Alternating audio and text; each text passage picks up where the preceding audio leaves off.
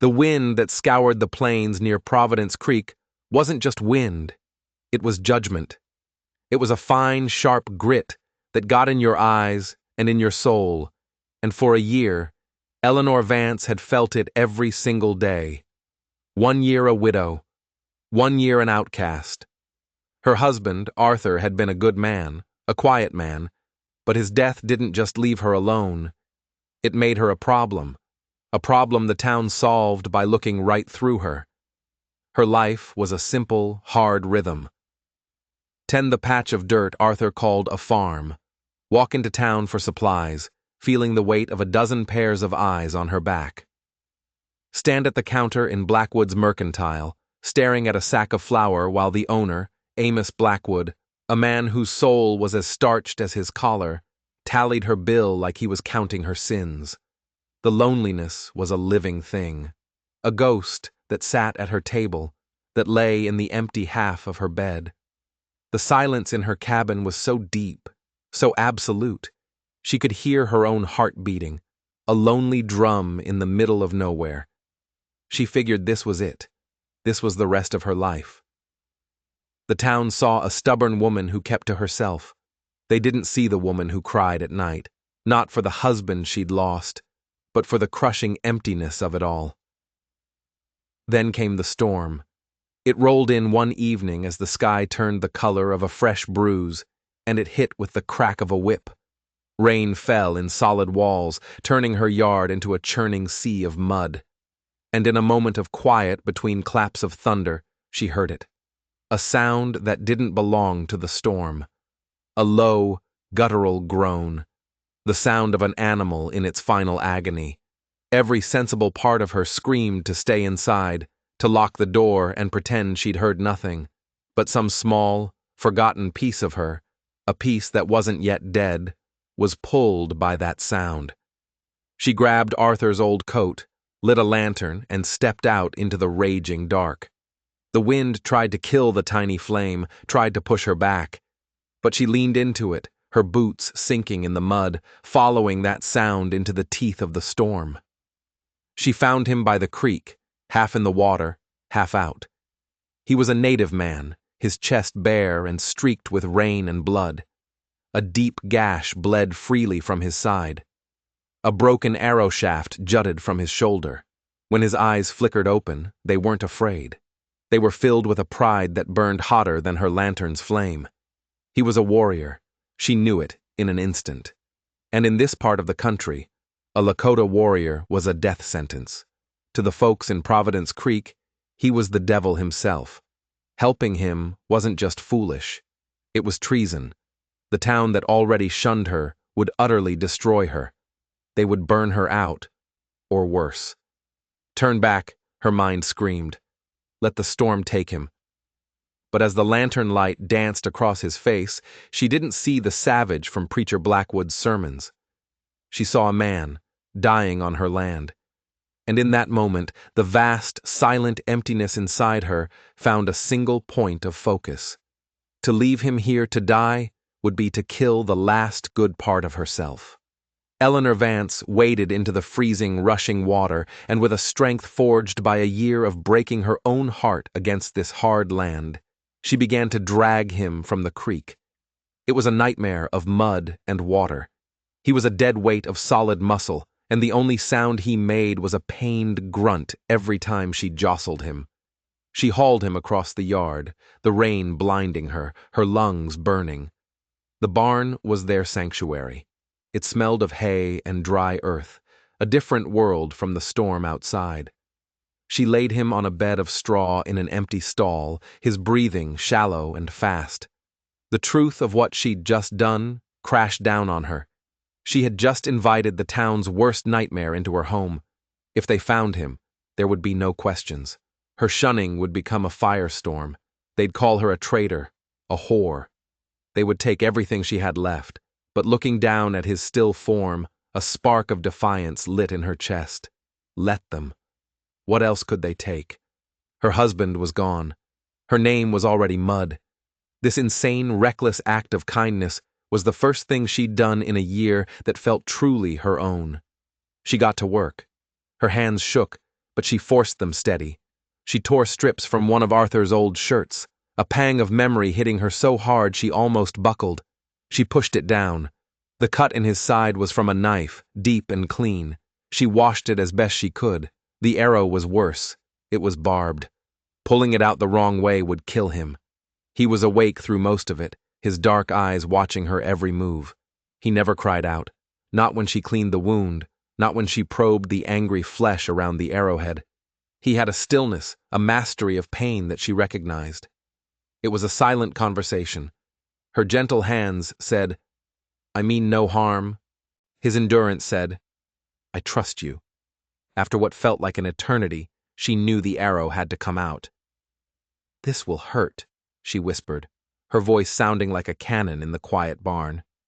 He gave a short, sharp nod. His jaw was clenched so tight she thought it might break. She took a deep breath, gripped the bloody shaft, and pulled. It came free with a wet, tearing sound that made her stomach turn. He arched his back in a silent scream, his whole body rigid with agony, and then he passed out, collapsing into the straw. Blood poured from the wound, dark and terrifyingly fast. She pressed the clean cloth against it, putting her whole weight on it, praying it would stop. Slowly, mercifully, it did. She packed the wound with yarrow and wrapped his shoulder and side tightly. Then she collapsed, the adrenaline leaving her as weak as a newborn kitten. The storm had passed. The warrior was breathing deeply now, lost in a healing sleep. She stayed there, in the lantern light, just watching him. The silence in the barn wasn't the empty, crushing silence of her cabin. It was a shared silence, filled with a secret. For the first time in a year, Eleanor Vance was not alone. But she had no idea that the man lying in her barn wasn't just a wounded warrior. He was a secret that could get them both killed, and the danger wasn't just coming from the town. It was already hunting him. Her life split in two. There was the Eleanor who did her chores under the wide, empty sky, the lonely widow the town watched with suspicion. And then there was the Eleanor who lived in the secret world of the barn, a world of hushed care and slow healing. She would bring him broth and bread, her heart pounding every time she crossed the yard. He didn't speak for days. He just watched her with those sharp, intelligent eyes. Then one morning, his voice, raspy from disuse, filled the barn. Chayton. That was his name. It meant falcon. It fit. Even lying on a bed of straw, there was a wild, soaring quality to him. She found herself talking to him, the words spilling out after a year of being bottled up. She told him about her garden. She told him about Arthur. Not the painful parts, just the small, good memories. She wasn't asking for anything. She was just letting the silence break. He listened. He was a natural keeper of secrets, his own and now hers. As he got stronger, things changed. He was no longer just a patient. She walked in one day to find him sitting up, carefully sharpening her dull axe with a whetstone. The rhythmic scrape-scrape was the most comforting sound she'd ever heard. Another time, he fixed a broken hinge on the stall door, his big hands moving with surprising grace. He was repaying his debt in the only currency he had, work. He was easing her burdens, making her life easier in small ways she hadn't even noticed needed fixing. One evening, he handed her a small piece of wood. He'd been carving it for days. It was a bird, its wings swept back in flight. A perfect, tiny falcon. "You have a strong heart," Chayton said, his voice low and steady. She looked at him then, really looked at him. He didn't see a poor widow. He didn't see an outcast. He saw strength. Tears she didn't know she still had sprang to her eyes. "No one has called me strong in a long time," she whispered. "They do not see," he said simply. And just like that, her last wall came down. She started to see him, too. She saw the sorrow etched around his eyes. He told her, in short, clipped sentences, about a battle, about being cut off from his people, about the men who were hunting him. But when he talked about his people, the Lakota. He wasn't talking about savages. He was talking about family, about home. They were the same, she realized. Two people from different worlds, both stranded by loss, finding a strange comfort in a dusty barn. The prairie bloomed, and so did something fragile and terrifying between them. A look, a brush of hands as she gave him his food. It sent a jolt through her that was equal parts fear and something she hadn't felt in a very, very long time. She knew it was crazy. She knew it was impossible. But her heart, which she thought had died with Arthur, was starting to beat again. And it didn't give a damn about what was possible. But something else was happening. Something she couldn't see. He wasn't just carving wood in that barn. He was carving a new future for her, one that would be paid for in blood and fire. Because Chayton hadn't told her the whole truth. He hadn't told her what he was running from. And he hadn't told her what he was carrying. The beginning of the end came on a Tuesday. Eleanor had to go to town for flour, a trip she'd been dreading. The air in Blackwoods was thick with poison. Amos Blackwood's wife, Martha, a woman with a face like a sour plum, watched her like a hawk. "Buying a lot of flour, Eleanor," she said, her voice slick with fake concern. "A woman alone doesn't need so much." "I like to bake," Eleanor lied, her heart starting to hammer. "Or maybe," the woman leaned in, her voice dropping to a conspiratorial whisper, "you have company. Jebediah's boy saw smoke from your chimney at odd hours. Lights in the barn," he said. The blood drained from Eleanor's face. Her hands fumbled with her purse. She paid and fled, feeling Martha Blackwood's eyes burning a hole in her back. She whipped the horse, racing home with a cold dread twisting in her gut. They knew. They didn't know what they knew, but they knew something. When she burst into the barn, Chayton was on his feet, tense and alert. He'd heard her frantic approach. "What is it?" "They know," she choked out, the words tumbling over each other. "They suspect something. You have to go. It's not safe anymore." The thought of the silence returning, deeper and darker than before, was a physical pain. He stepped closer, his gaze intense. He cupped her face in his hand, his touch grounding her. "They will hurt you because of me." It wasn't a question. "I don't care," she lied again. She was terrified. "I do," he said softly. "You saved my life, Eleanor Vance. I will not repay you by letting them destroy you." He was healed now. The warrior was back. He gathered his few things, the knife, the water skin. He pressed the carved falcon back into her hand. "Where will you go?" she asked, her voice breaking. "Home," he said. Then he paused, his eyes locking with hers. "I will come back for you." She wanted to believe him. God, she wanted to. But the prairie was a massive, unforgiving place. "It's too far," she whispered. "No distance is too far," he said with a certainty that stole her breath. He leaned in and his lips brushed hers. It was brief, gentle, not a kiss of passion, but a kiss of promise, a sacred vow. And then he was gone.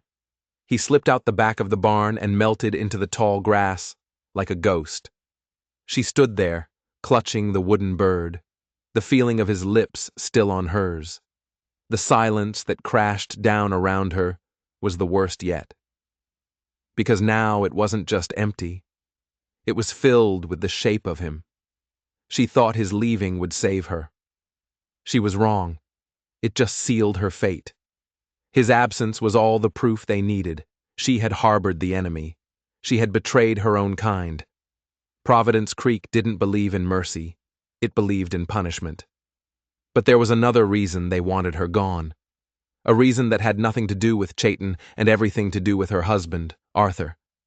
A secret buried under her floorboards. A secret worth killing for. They came for her 2 nights later. Not with warrants or questions, but with torches and rage. Amos Blackwood led them, his face a mask of righteous fury, a Bible clutched in his hand like a club. They dragged her from her cabin, her screams swallowed by their jeers. "Harlot!" one woman shrieked. Indian lover! A man spat. They tied her to the public posting board in the center of town. They made her a spectacle. For the rest of the night and all the next day, they tormented her. Children threw rotten fruit. Women who had once nodded politely now screamed insults. The men just stood there, arms crossed, watching.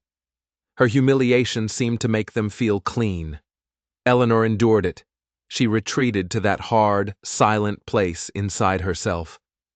She closed her eyes and saw his face, heard his promise. I will come back for you. It was a prayer, a shield. Her refusal to cry, to beg, only made them angrier. On the second morning, Blackwood declared her silent defiance an insult to God himself. It was time for a more permanent lesson. They brought a bucket of bubbling black tar. The bitter smell filled the air. They brought sacks of chicken feathers. A cold, sharp fear finally broke through her defenses. This was something ancient and ugly. They were going to strip her of her humanity. They ripped the top of her dress, exposing her shoulders and back. The crowd went quiet, their hate mixed with a horrified fascination. Blackwood took the ladle himself, his eyes shining with a zealot's fire. "Let this be a mark upon you," he boomed, "the mark of a woman who chose a heathen over her own people." The hot tar hit her skin. The pain was absolute. It was a liquid fire that clung and burned and stole the air from her lungs. She screamed, a raw, ragged sound of pure agony. Another ladleful hit her, and another. Then came the feathers, thrown by the handful, sticking to the black tar, turning her into a grotesque mockery of a bird. Her vision narrowed to a pinprick. The faces of the crowd blurred into a nightmare. She held on to one thought: Chaitan, a falcon in flight. And then a new sound cut through the air, a sound that wasn't from the town. A high, warbling cry from the ridge overlooking Providence Creek. It was answered by another and another, until the very air seemed to vibrate. The crowd froze. Every head snapped toward the ridge. Silhouetted against the morning sun was a line of riders, warriors, painted for war.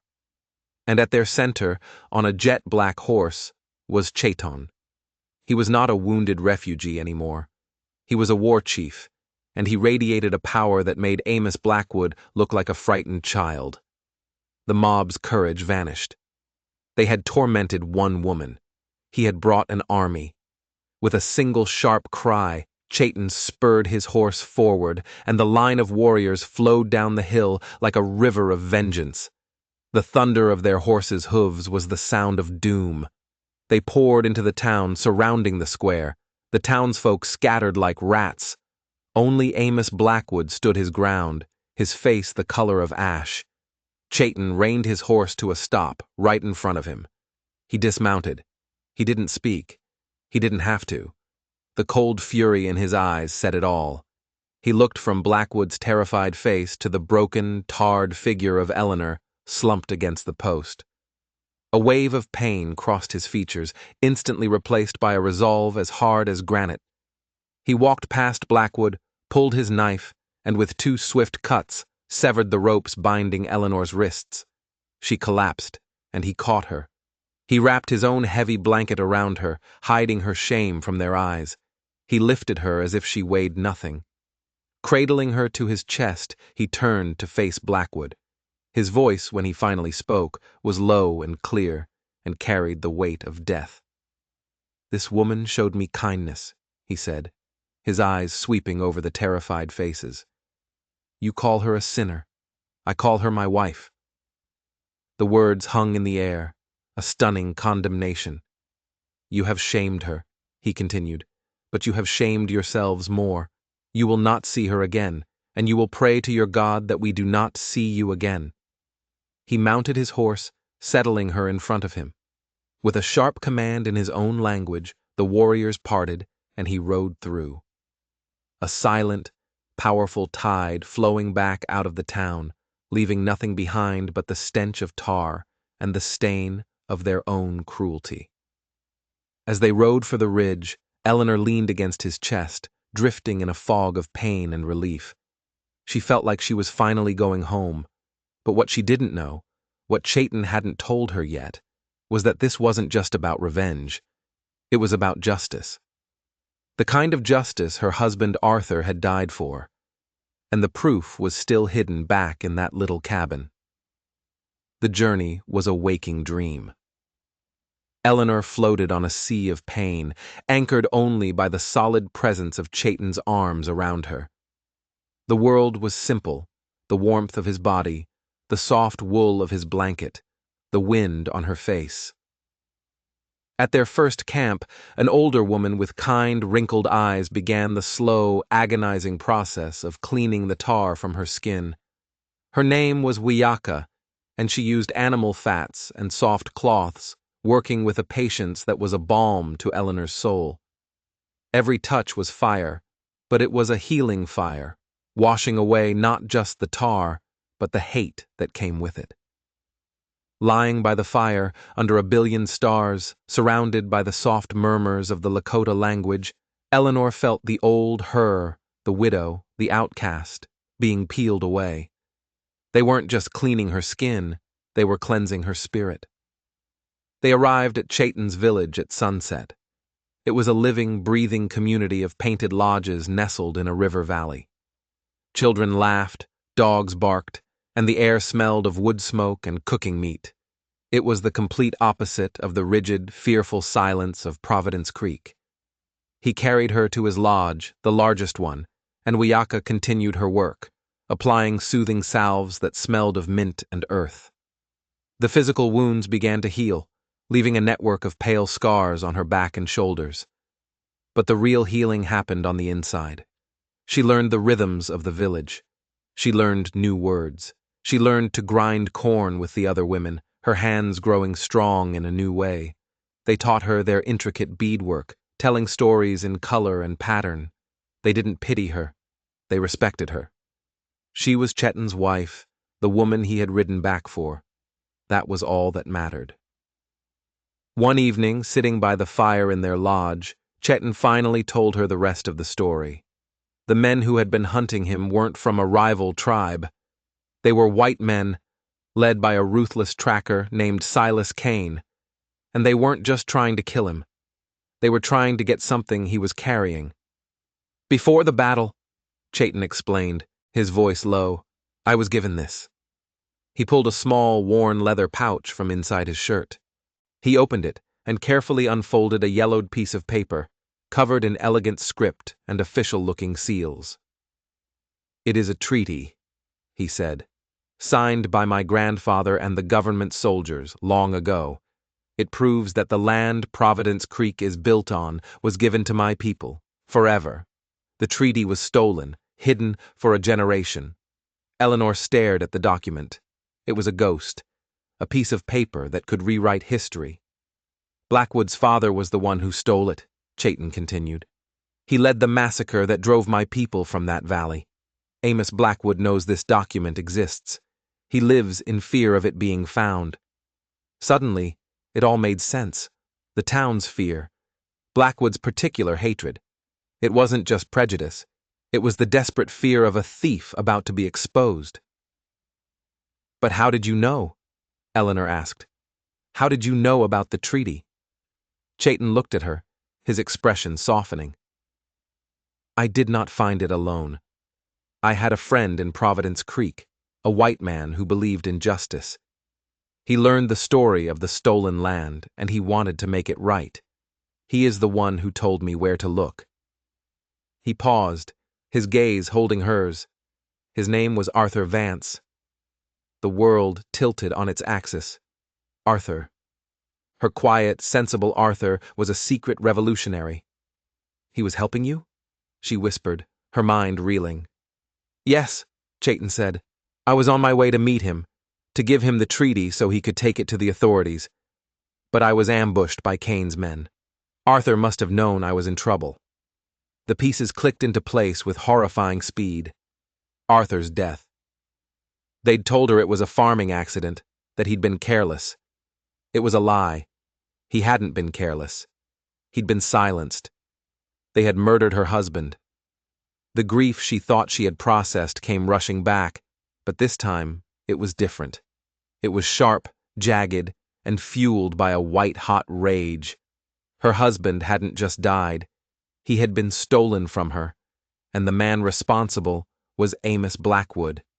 "He killed him," she said, the words tasting like poison. "He found out Arthur was helping you, and he had him killed." "I believe so," Chayton said quietly. "And he suspects you know something. That Arthur told you. That maybe you have the treaty now." The tar and feathering hadn't just been a punishment for helping a native man. It was a terrifying, violent interrogation. Blackwood was trying to break her, to find out what she knew. And while the mob was distracted, his men were likely tearing her cabin apart, searching for that piece of paper. The very foundation of her life was a lie. Her husband's death, her shunning, the town's hatred.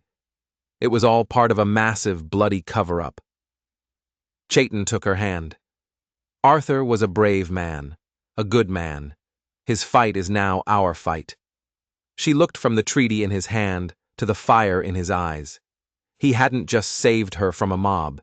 He had brought her the truth, and the truth demanded justice. "What do we do now?" she asked, her voice no longer the whisper of a victim, but the low growl of a woman with nothing left to lose. Chayton squeezed her hand. "We finish what he started." A plan began to form, a dangerous gamble built on a dead man's courage and a living man's fury. Arthur, in his quiet way, had been meticulous. Chayton explained that Arthur had been corresponding with a U.S. Marshal in a larger territory, a man named Elias Thorne, who was known for being stubbornly impartial. Arthur had sent him letters detailing his suspicions about Blackwood and the town's history, but he lacked the one thing he needed: proof. The treaty was that proof. The plan was simple and insane. They would ride to Fort Laramie, find Marshal Thorne, and present him with the treaty.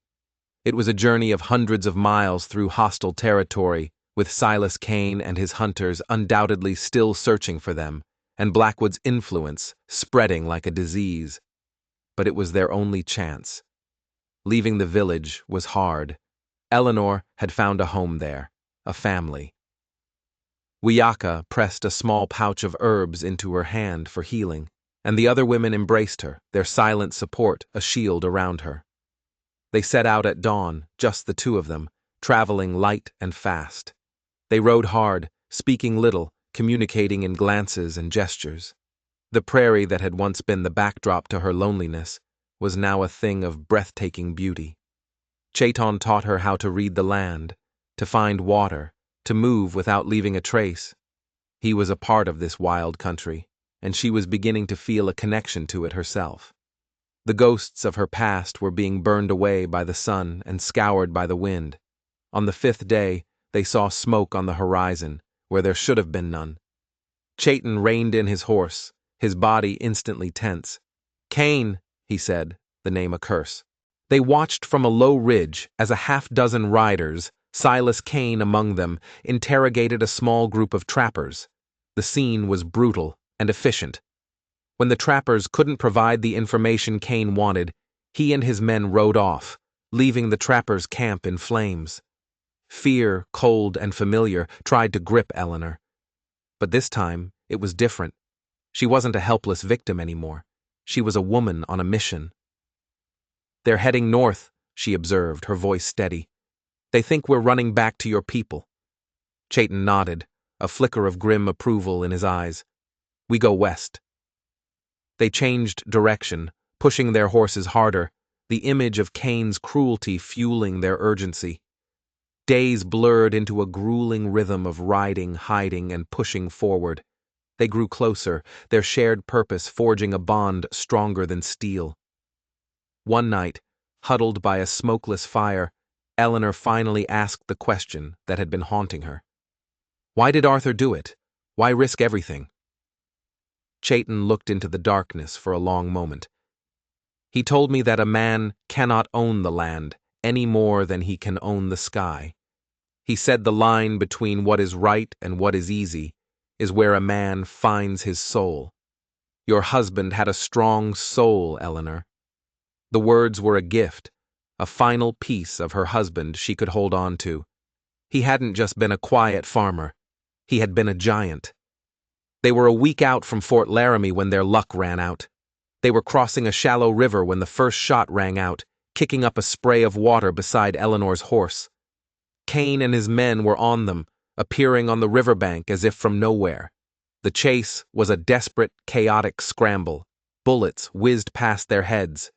Chayton fired back with a rifle he carried, his shots precise, aimed at their horses, not the men. He was trying to slow them down, not start a war. A bullet grazed Eleanor's arm, a searing, hot line of pain. She cried out, nearly losing her grip. Chayton turned his horse, grabbing her reins, pulling her along with him. They plunged into a narrow, rocky canyon, the walls echoing with the sound of gunfire. It was a dead end, a box canyon. They were trapped. They dismounted, taking cover behind a cluster of boulders as Kane and his men fanned out at the canyon entrance, blocking their only escape. "He wants the treaty, not our lives," Chayton yelled over the gunfire. "He'll try to wait us out." But Eleanor knew better. She had seen Kane's face.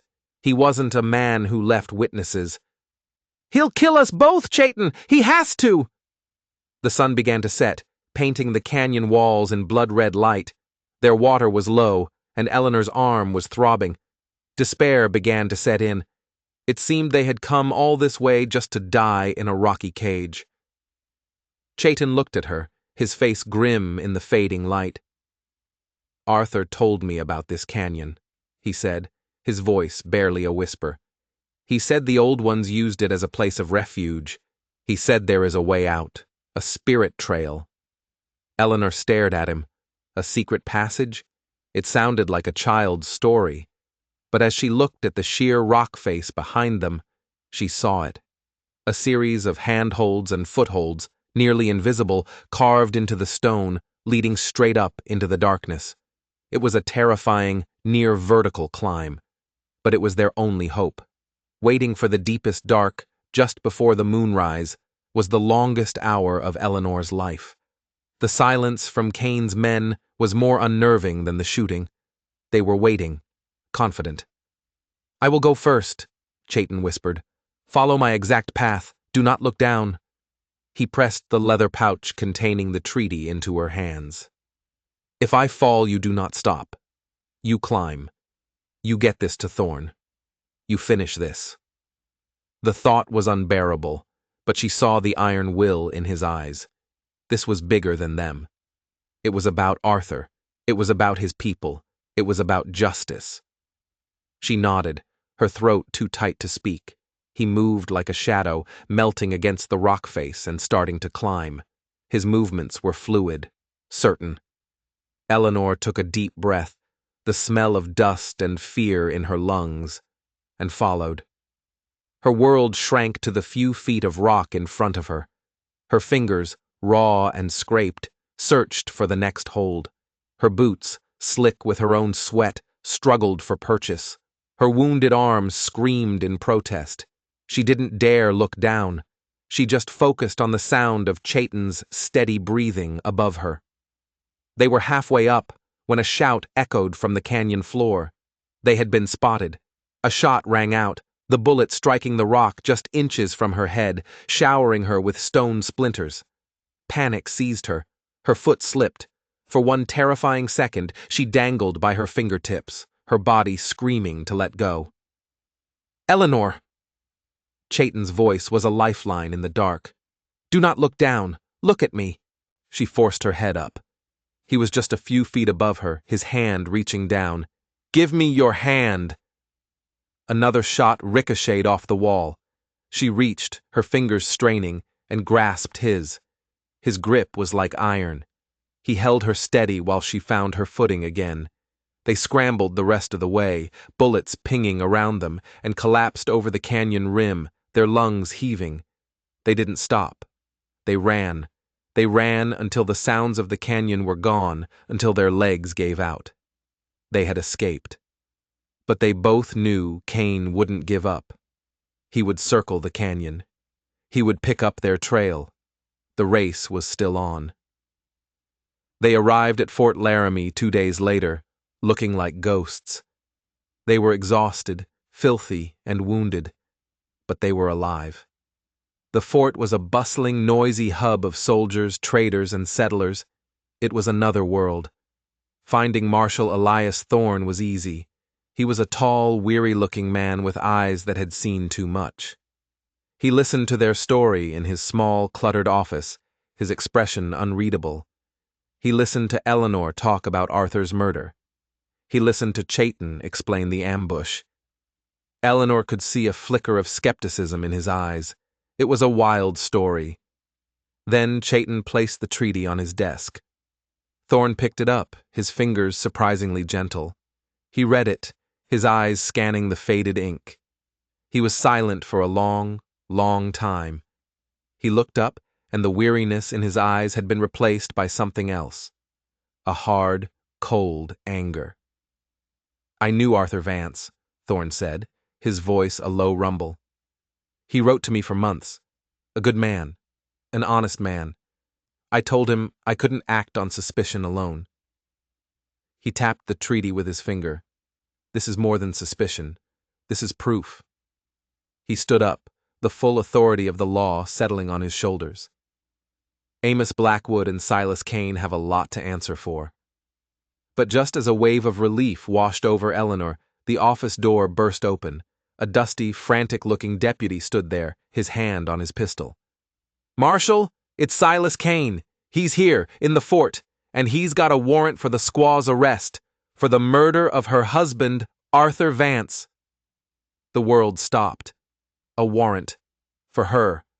For Arthur's murder. It was a move of breathtaking audacity. Blackwood and Kane weren't just trying to cover their tracks. They were trying to use the law itself as a weapon, to paint her as the villain, to discredit her completely before she could even speak. Silas Kane swaggered into the office, flanked by 2 of his men. He was a greasy, confident man with cold, dead eyes.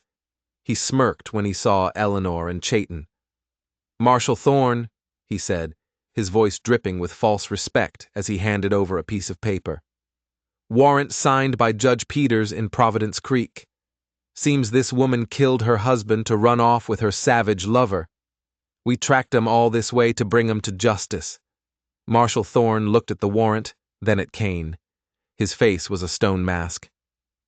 "Judge Peters is Amos Blackwood's brother-in-law," Thorne stated, his voice flat. Kane's smirk didn't waver. "He's still a judge, and that's still a legal warrant.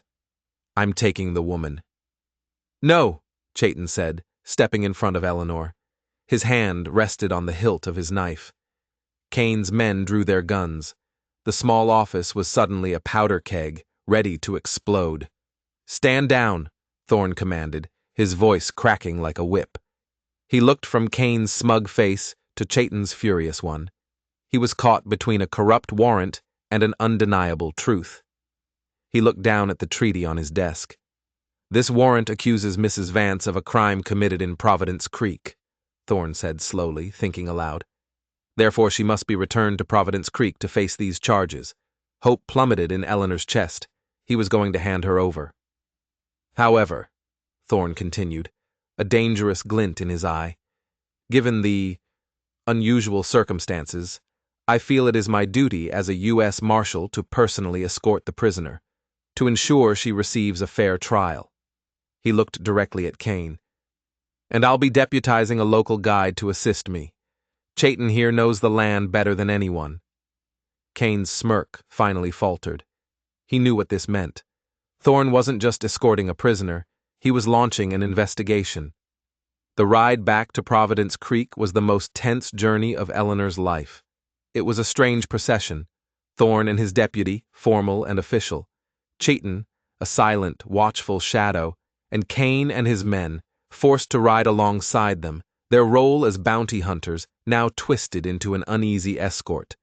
They were all heading back to where it started, but this time the board was set for a final, deadly game. They arrived to find the town buzzing. Blackwood had already spread his version of the story. Eleanor Vance, the Black Widow, had murdered her good-hearted husband and run off with a savage. She was a monster. When she rode into town in the marshal's custody, it only confirmed their beliefs. They stared at her with hate-filled eyes. The trial was a farce. Judge Peters, a weak man who was clearly terrified of Blackwood, presided. Blackwood himself was the star witness for the prosecution. He painted a heartbreaking picture of his dear friend Arthur, betrayed by his wicked wife. He twisted every detail, turning Eleanor's reclusiveness into guilt, her purchase of extra flour into proof of a conspiracy. Silas Kane testified that he'd found evidence at the cabin that Arthur had struggled before he died. It was all lies, a suffocating web of them. Eleanor sat there, watching them destroy her, feeling a strange sense of calm. They could lie all they want. They didn't have the treaty. That was the trump card. Marshal Thorne sat through the whole thing, taking notes, his face giving nothing away. When it was his turn, he didn't call Eleanor to the stand. Instead, he called Amos Blackwood. "Mr. Blackwood," Thorne began, his voice deceptively casual. "You were Arthur Vance's closest friend, you say?" "I was," Blackwood said piously. "His death was a great loss to this community. Tell me about the land your father settled here. How did he acquire it?" Blackwood stiffened. "He bought it, fair and square." "From whom?" Thorne pressed. "From the railroad, I believe." "That's strange," Thorne said, pulling a document from his coat. It wasn't the treaty. It was a map. Because according to this official survey map from 1865, the railroad line is 50 miles south of here. This valley was never theirs to sell. The courtroom murmured. Judge Peters banged his gavel. "Marshal, what is the relevance of this?" "The relevance, Your Honor," Thorne said, his voice rising, "is that this town is built on stolen land. Land that was guaranteed to the Lakota people by a treaty signed in this very valley." He turned to Blackwood, his eyes like steel traps. "A treaty your father stole after leading a massacre of the families who lived here." Blackwood shot to his feet. "This is slander, lies from a heathen lover." "Is it?" Thorne asked calmly. He then produced the treaty. He held it up for the entire courtroom to see. "This is the proof Arthur Vance died to uncover. He wasn't killed by his wife. He was murdered by you, Blackwood, because he was going to expose you for the thief and murderer your father was." Chaos erupted. Blackwood's face was a mask of pure, unadulterated rage. He lunged, not for Thorne, but for the treaty. He had to destroy it. At the same moment, Silas Kane, seeing his payday and his freedom disappearing, drew his gun. He wasn't aiming at Thorne. He was aiming at Eleanor. Chayton moved like a striking falcon. He launched himself across the room, tackling Blackwood to the ground just as Kane fired. The bullet meant for Eleanor went wild, shattering a window. Thorne's deputy shot the gun out of Kane's hand. In seconds, it was over. Silas Kane and his men were in irons, and Amos Blackwood, the righteous leader of Providence Creek, lay weeping on the floor, his empire of lies shattered around him. Justice had come to Providence Creek, not with a quiet verdict, but with a storm of truth. The town he had ruled through fear was now forced to see him for what he was. The charges against Eleanor were dropped. The treaty was entered into federal record. The legal battle for the land would be long, but the first, most important step had been taken. The truth was out. As they stood outside the courthouse, the townsfolk who had once jeered at her now refused to meet her eye. They shuffled away, their certainty shattered, the stain of their cruelty now exposed for all to see. Chayton stood beside her, his hand finding hers. "Arthur can rest now," he said quietly.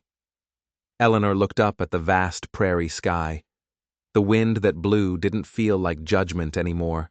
It felt clean. It felt like freedom.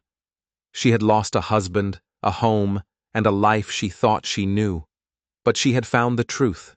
She had found justice. And in the eyes of the warrior standing beside her, she had found a new home, a new life, built not on lies, but on a love forged in fire, and a strength she never knew she had. What do you think? Was the town's cruelty born from fear or from hate? Let me know in the comments below. And if you enjoyed this story of justice on the frontier, don't forget to hit that subscribe button and ring the bell so you don't miss our next one.